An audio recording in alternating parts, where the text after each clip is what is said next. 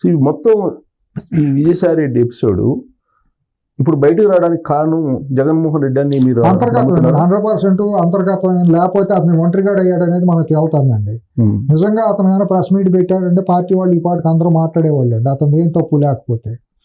అతను ఏదో జరగబోతుంది, అతను ఢిల్లీతో ఏదో మాట్లాడుకోబోతున్నాడు, ఢిల్లీతో అమ్ముడుపోబోయాడు, లొంగిపోబోయాడు అనే భయం ఏదో వచ్చింది కాబట్టి ఇటువంటిది ఏదో బయటకు రావడం, అతని ఆత్మరక్షణలో దాని కులం కార్డు బయటకు తీయటం సహజ శైలిలో ఏదో జరుగుతుంది. మొత్తానికి ఏదో లోపల అంతర్గతంగా ఏదో ఒకరొకరు నడుస్తున్నాయి అనేది నేను వ్యక్తిగతంగా పరిశీలిస్తాను. జగన్మోహన్ రెడ్డిని ధిక్కరించినట్టు అనిపిస్తుంది. ఎందుకంటే గతంలో నాకు జగన్మోహన్ రెడ్డి అడ్డుపడ్డాడు మీడియా పెట్టడానికి, నేను ఇప్పుడు మీడియాలోకి మీడియా రంగంలోకి ఇప్పుడు ఎంటర్ అవుతున్నాను, ఆయన కాదన్నా నేను ఎంటర్ అవుతాను అన్నాడు.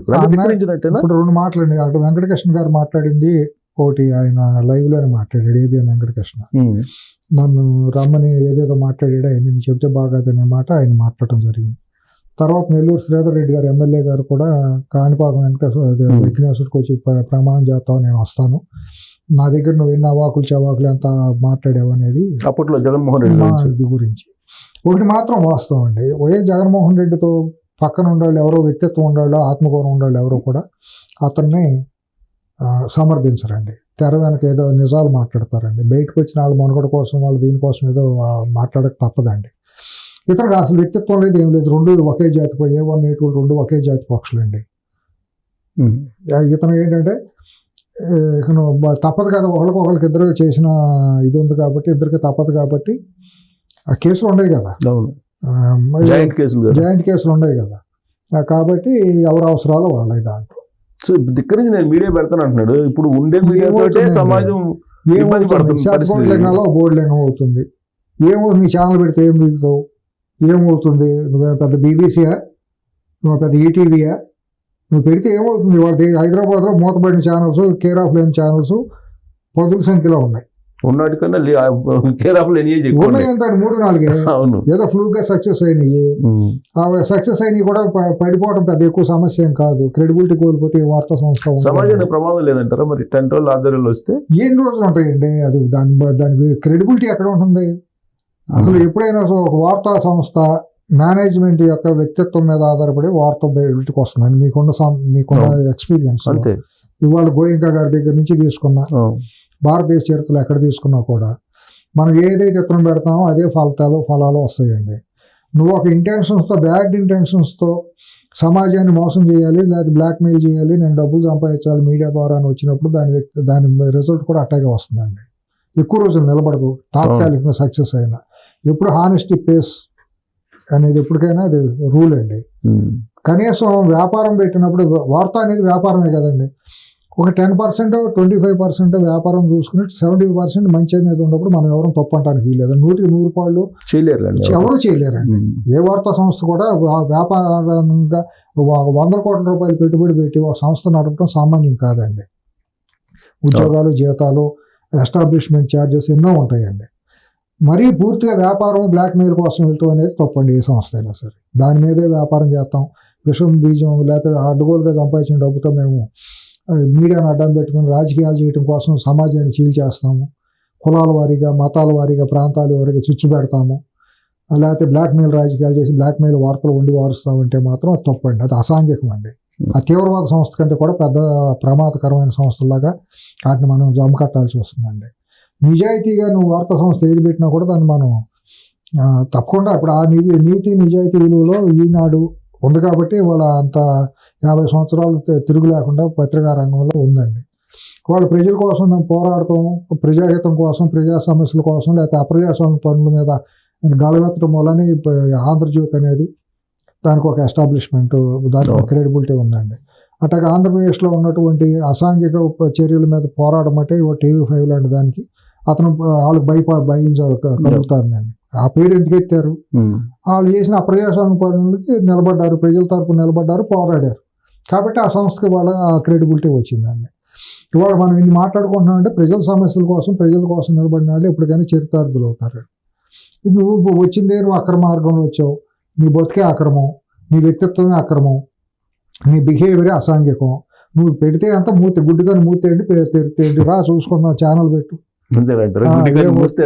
తెలిసే అంత ఏమవుతుంది, ఇటువంటి లంపెన్ గాళ్ళు వచ్చి పెట్టి ఏం చేస్తారు? సో ఇప్పుడు మొత్తం ఈ పరిణామాలన్నీ చూస్తే గత వారం రోజుల నుంచి చూస్తే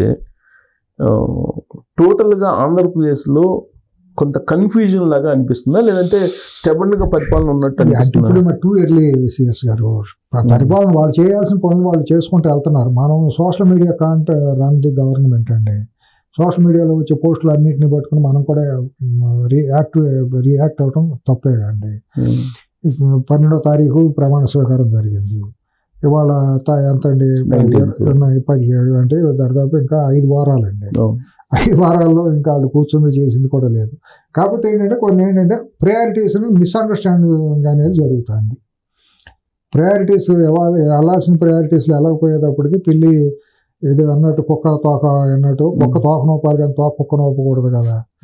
అంటే ప్రతిపక్షం దాన్ని అప్పర్ హ్యాండ్ తీసుకుని దాన్ని మిస్లీడ్ చేసే ప్రయత్నం జరుగుతుంది. కాబట్టి ఇమీడియట్గా ఏంటంటే లా అండ్ ఆర్డర్ని తీసుకుని అక్కడ పెట్టే పనులు చేస్తారు. తెరానికి జరుగుతూ ఉండొచ్చు. మరీ 4 రోజుల్లోనే మనం ప్రతిపక్షం స్పీడప్ అవుతున్నాం. ప్రతిపక్షం కూడా కాదు, అది లంపెన్ గ్యాంగ్ లేదు, హోదా కూడా లేదు. అయినప్పటికీ అప్పర్ హ్యాండ్ గా తీసుకునే ప్రయత్నాలు జరుగుతాయి. అటువైపు మళ్ళిస్తున్నప్పుడు తర్వాత ఏంటంటే కులం పేరుతో ఒక కులానికి మేము పోస్టులు ఇవ్వమని చెప్పి నిన్న మొన్న ప్రముఖమైన వచ్చిందండి. సోషల్ మీడియా కాదు, పత్రికలోనే వచ్చింది. ఒక ప్రముఖ పత్రిక, ప్రముఖ అంటే రెగ్యులర్ ఉండేది కాదు కానీ అది నేను అనుకుంటూ అది పలాని కులానికి ఇవ్వద్దు, మిగతా ఎవరికి ఇచ్చినా పర్లేదు అనే యాంగిల్లో అది క్రియేట్ చేసిందేమో అనుకున్నాం.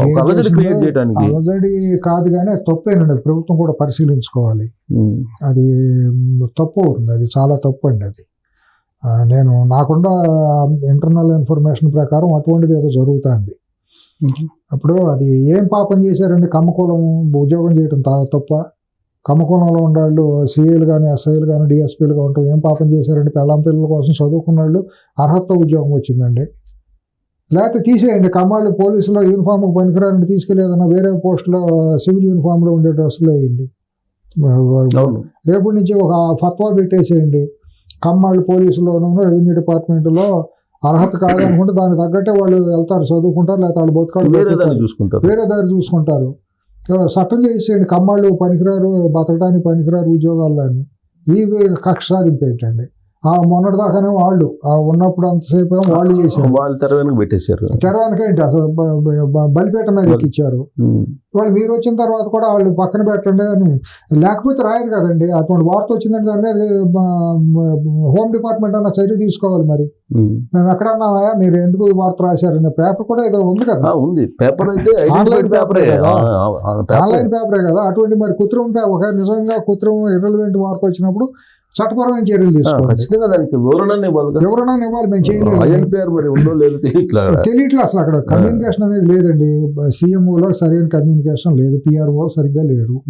ఇది మెయిన్ జరుగుతుంది. లీకులు అన్నా కొన్ని మీకు తెలుసు ఎన్ని సంవత్సరాలు దీంట్లో కావాలని ప్రభుత్వం కొన్ని లీకులు ఇస్తా ఉంటుంది. మీడియాకి లీకులు ఇస్తా ఉంటుంది. ప్రెస్ స్టేట్మెంట్లు వేరు, మీడియా లీకులు. అవి కూడా ఏమి జరగట్లేదు అక్కడ.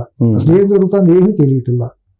అంతా కూడా చిదంబర రహస్యం లాగా ఉంది. ఒక మాటగా ఆశ్చర్యకరమైన విషయం మీకు గుర్తు చేస్తాను. నారాయణ స్వామి అని పల్నాడులో మొన్న ఆయన ఈవీఎం పగలగొట్టినప్పుడు ఆ ఎపిసోడ్ లో ఆయన మీద దాడి చేశారు, తలపగిలి వచ్చింది పాపం. ఆయన కూడా ఇప్పుడు పోస్టింగ్ ఇంకా ఇవ్వని పరిస్థితి. కులమేనండి చేసుకున్న దౌర్భాగ్యం అండి. ఇప్పుడు కమ్మ కులంలో పుట్టడం ఒక అంటరానితనం కంటే దారుణంగా ఉందండి సామాజికంగా అన్ని రకాలుగాను. ఇప్పుడు ఈ ప్రభుత్వం దేవుడే సిఎస్ గారు నేను మనస్ఫూర్తిగా చెబుతున్నా. నేను ఒకరి మీద ద్వేషంతోనూ వేరే చెప్పట్లా. వాళ్ళు 2 రాష్ట్రాల్లో కమ్మపుటకు పుట్టే కంటే కమ్మాడిగా బతికే కంటే ఇవన్నీ అమ్మేసుకుని ఉత్తరప్రదేశ్ ఎక్కడికో చోట దూరంగా పోవటం లేదా ఆఫ్రికా లాంటి దేశాలకు పోవటం సుఖంగా ఉంటుంది అనిపిస్తుంది. ఎందుకంటే ఉన్నాడు కొట్టాడు, ఉంచుకున్నాడు కొట్టాడు అన్నట్టు అయిపోయింది వాళ్ళ పరిస్థితి. పేన మీద నుంచి పొయ్యిలో పడ్డాడు కమ్మాడి పరిస్థితి అయిపోతుంది. ఏంటో నాకు అర్థం కావట్లా. ఏం పాపం చేశారు కమ్మాళ్ళండి అధికారులు? ఎంత వివక్షతకు గురవటం ఏంటండి? రాజకీయంగానూ మాట్లాడాల్సి వస్తుంది కమ్మకులం. ఆడపిల్లలు సోషల్ మీడియాలో ఇష్టానుసారం ఆడపిల్లలు మాట్లాడాల్సి వస్తుంది. పోరాడేది కమ్మాడే, ప్రజాస్వామ్యం కోసం లేకపోతే ప్రజల కోసం మంచి మాట్లాడేది. అంటే కమ్మాడే అందరితో పాటు కమ్మాళ్ళు కూడా ఉండాలి. కొంచెం వాళ్ళు ఉపాధి అవకాశాలు ఇతరులకు కూడా కల్పిస్తున్నారు. ఏదైనా ఇమీడియట్ గా రియాక్ట్ అవటం, మీడియా కానీ సినిమాల్లో కానీ అన్నిట్లో కానీ రావటం, ఏదైనా సోషల్ ఇష్యూస్ ఉంటే ఇమీడియట్ గా రియాక్ట్ అవటం, 10 మందికి హెల్ప్ చేయటం, అది విస్తృతంగా ఆలోచించటం, వ్యవస్థను పెట్టి దాంట్లో 10 మందికి అవకాశాలు కలిగించడం, నాలెడ్జ్ ఓరియంటెడ్గా వెళ్ళటం అనేది జరుగుతుంది. ఇంత చేసి కూడా అంటరాని వాళ్ళుగా మిగిలిపోవాల్సిన పరిస్థితి రావడం చాలా దారుణం. టార్గెట్ అవుతున్నామండి అనవసరంగా, అనుచితంగా టార్గెట్ లక్ష్యంగా చేయబడి అణిచివేయబడుతుంది, దాడులు గురవడం జరుగుతుంది. మీకు 5 ఏళ్ల పాటు దారుణంగా హింసకు గురయ్యి వాళ్ళు వచ్చిన తర్వాత కూడా కమాండ్ అయితే మాకు వద్దని కొంతమంది ఎమ్మెల్యేలు, ఆర్డీఓలు, ఎంఆర్ఓలు, పోలీసులు, సిఐఎస్ఐల స్థాయిలో వాళ్ళు డిఎస్పీల వరకు కూడా కమాండ్ అయితే మాకు వద్దనే మాట మెసేజ్ వెళ్ళిపోయింది. వచ్చిందండి సారాంశం అండి. ఆర్డీఓలు, ఎంఆర్ఓలు కూడా వద్దని చెబుతున్నారు రెవెన్యూలో. ఒక రెవెన్యూ డిపార్ట్మెంట్ లో ప్రముఖమైన పోస్ట్ లో ఉన్న వ్యక్తి నాకు చెప్పారండి. మనసు రాత్రి అంతా కొద్ది ఇదే అనిపించింది. ఏంటి పాపం ఏంటి అసలు, ఈ దుర్మార్గం ఏంటి, కులం ఏం పాపం చేసింది, కులంలో పుట్టడం తప్ప, లేదంటే చట్టం చేసేయండి, అది ఒక రోజు ఇప్పుడు పోయిన తర్వాత ఒకే రోజు ఏడుచుకొని పోయాడని ఎట్లా అనుకుంటాము. లేదబ్బా ఇక్కడ మనకు అనవసరం ఎందుకు అనుకుని దానికి తగ్గట్టే ప్రిపేర్ అవుతాం.